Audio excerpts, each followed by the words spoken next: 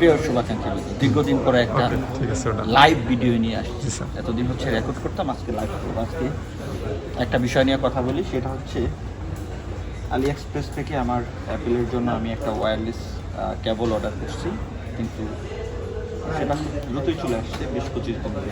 তো মজার বিষয় হচ্ছে এটা কীভাবে আসে, বাংলাদেশের পোস্ট অফিসে আসার পরের অবস্থানটা সম্পর্কে আমাকে হঠাৎ করে একদিন একটা নাম্বার থেকে মিস কল দেখে আমি কতক্ষণ পরে কল দিলাম, নাম জিজ্ঞেস করবো যে আপনার একটা পার্সেল আসছে।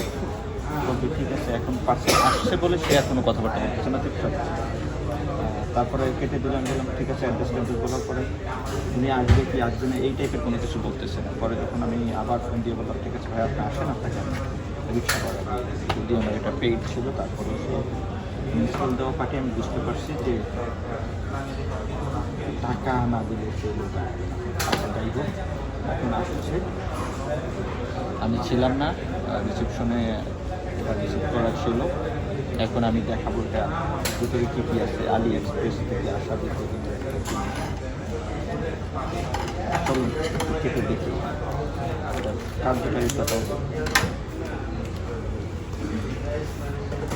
অ্যাপেলের অথেন্টিক একটা ওয়্যারলেস কেবল।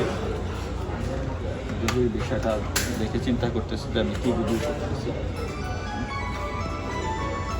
জিনিসটা খুবই নাইস, ম্যাগনেটিক।